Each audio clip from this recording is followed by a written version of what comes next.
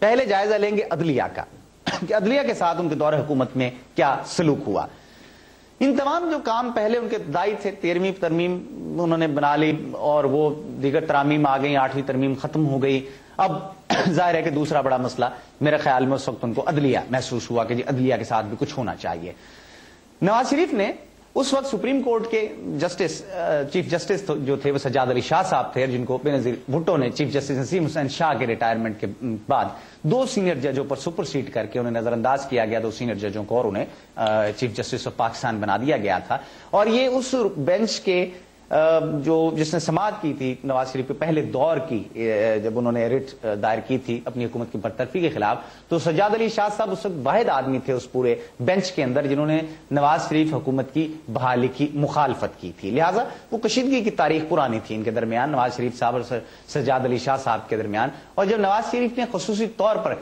خصوصی عدالتوں کی تشکیل کا ایک کام شروع کیا جو اسپیشل کورٹس ہیں، تو اس سلسلے میں جو چیف جسٹس ہیں سپریم کورٹ کے اس وقت کے سجاد علی شاہ صاحب، ان کے ایڈوائس کو انہوں نے نظر انداز کر دیا. نواز شریف نے چیف جسٹس کی جانب سے سپریم کورٹ میں جو 5 خالی اسامیاں ہیں ان کو پر کرنے سے اس وقت نہ صرف انکار کر دیا بلکہ ان اسامیوں کو انہوں نے سرے سے ختم کر دیا. اور بعد میں بہرحال دباؤ جب بڑا جوڈیشری کی جانب سے تو انہوں نے اسامیوں کو بحال تو کر دیا لیکن پھر بھی انہیں پر کرنے سے انکار کر دیا. نواز شریف صاحب نے اس وقت بدترین ایک مظاہرہ دیکھنے میں آیا کہ چیف جسٹس کے ساتھ اس جنگ کو سپریم کورٹ کے ججوں میں تک پہنچا دیا اور جج 2 حصوں میں بٹ گئے. اور پہلی بار پاکستان کی جوڈیشری نے یہ دیکھا کہ سجاد علی شاہ نواز شریف کے خلاف توہین عدالت کیس کی سماعت کر رہے تھے اور دوسری طرف نواز شریف کی ہدایت پر سپریم کورٹ کے ججوں کے گروپ نے سجاد علی شاہ کو جو ہے چیف جسٹس تسلیم کرنے سے انکار کر دیا.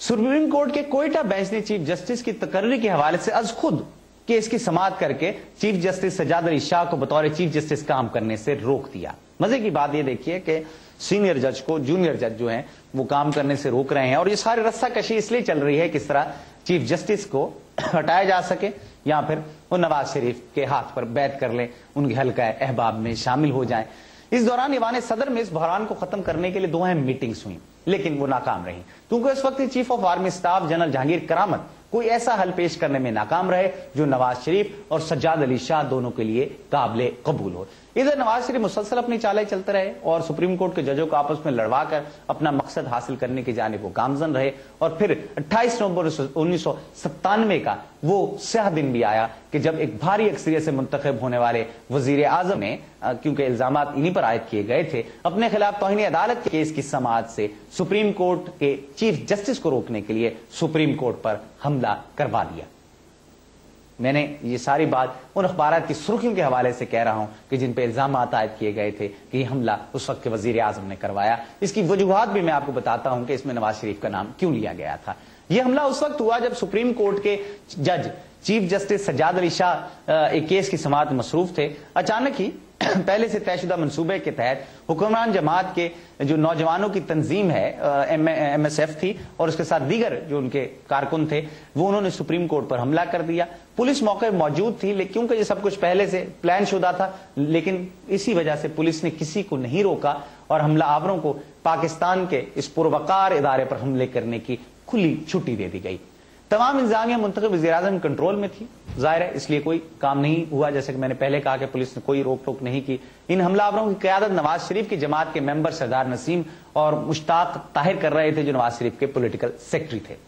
حملہ آور نعرے لگاتے ہوئے عدالت میں داخل ہوئے، تاہم عدالت کے گرد جو پولیس اہلکار تعینات تھے انہوں نے چیف جسٹس سجاد علی شاہ اور دیگر ججوں کو وہاں سے بحفاظت نکال لیا. حملہ آوروں نے عدالت کا فرنیچر تباہ کر دیا، سجاد علی شاہ کے خلاف شدید نعرے بازی کی اور سجاد علی شاہ کی بار بار درخواستوں کے باوجود بھی حملہ آوروں کو منتشر کرنے اور ججوں کی حفاظت کے لیے فوجی جوان نہ بھیجے گئے. انہوں نے اس وقت کے چیف آف آرمی اسٹاف سے کہا تھا کہ جی فوج بھیجی جائے، انٹروین کرے فوج، لیکن آرمی چیف نے یہ کہا کہ سپریم کورٹ کے چیف جسٹس کے کہنے پر وہ ایسا نہیں کر سکتے کیونکہ یہ درخواست منتخب وزیر اعظم یا صدر کی جانب سے آنی چاہیے جو فوج کے سپریم کمانڈر ہیں. اور ان کا یہ بھی کہنا کہ وہ سپریم کورٹ کے چیف جسٹس کے کہنے پر ایک ایسا قدم اٹھائیں گے تو پھر ایک مثال قائم ہو جائے گی جس سے ہائی کورٹ کے چیف جسٹس صاحبان ایسی صورتحال میں فوج کو طلب کرنا شروع کر دیں گے. سجاد علی شاہ نے سپریم کورٹ پر حملے کے تمام واقعات صدر پاکستان کو لکھ کر بھیج دیا، جس میں انہوں نے بتایا کہ حملہ آوروں کو پنجاب ہاؤس میں دوپہر کا کھانا پیش کیا گیا تھا، اور یہ کہ حملہ آوروں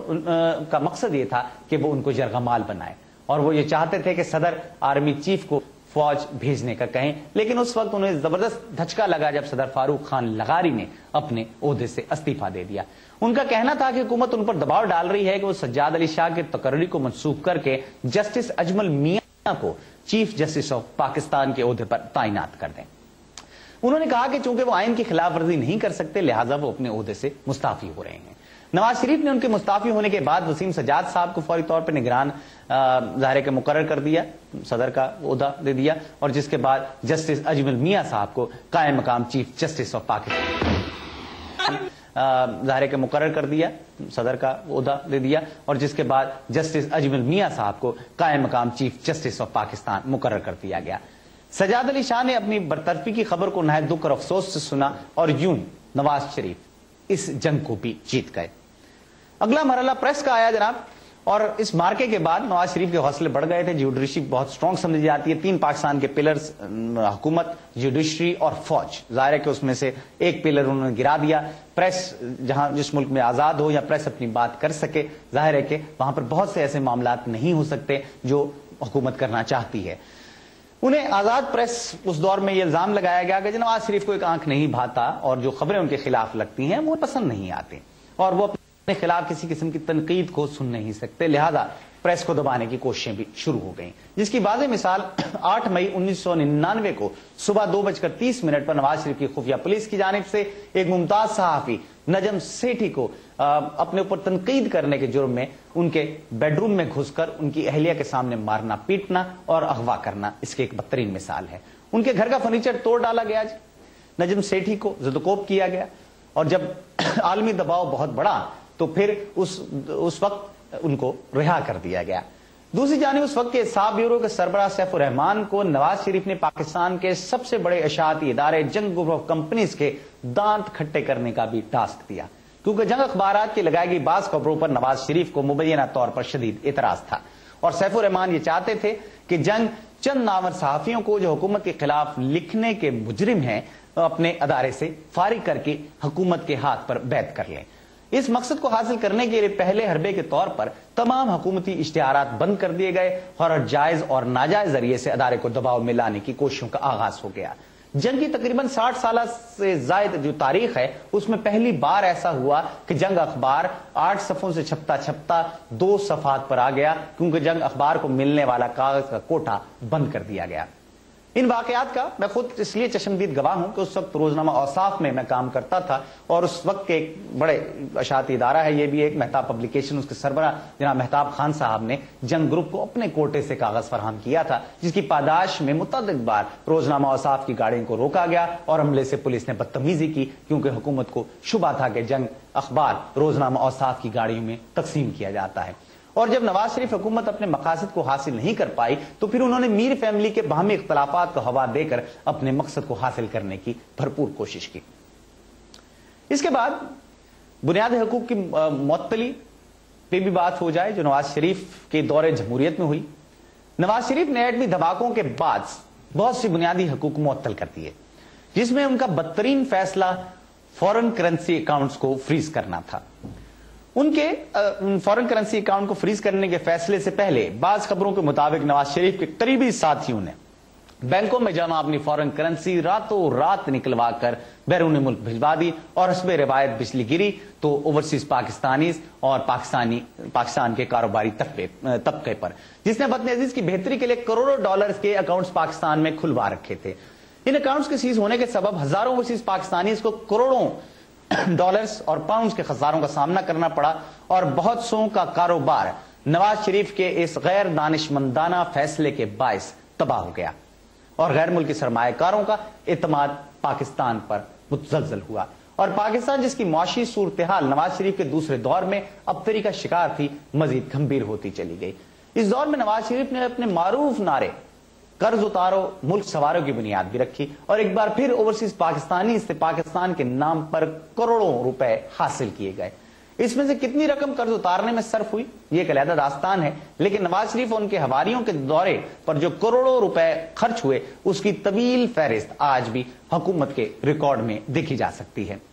फॉरेन करेंसी अकाउंट को सीज करने और कर्ज उतारो मुल्क सवारों में हासिलशुदा रकम को खुर्द बुर्द करने की अखबारी खबरों के बाद बैरून मुल्क मुकीम पाकिस्तानियों ने पाकिस्तान पैसा भेजना तकरीबन बंद कर दिया, जिससे नवाज हुकूमत की गलत पॉलिसियों के बायस पहले ही से बहरान का शिकार पाकिस्तान मजीद मुश्किलात में घिर गया और पाकिस्तान बकौल नवाज शरीफ एशियन टाइगर बनने की बजाय एक बार फिर गदागर बन गया।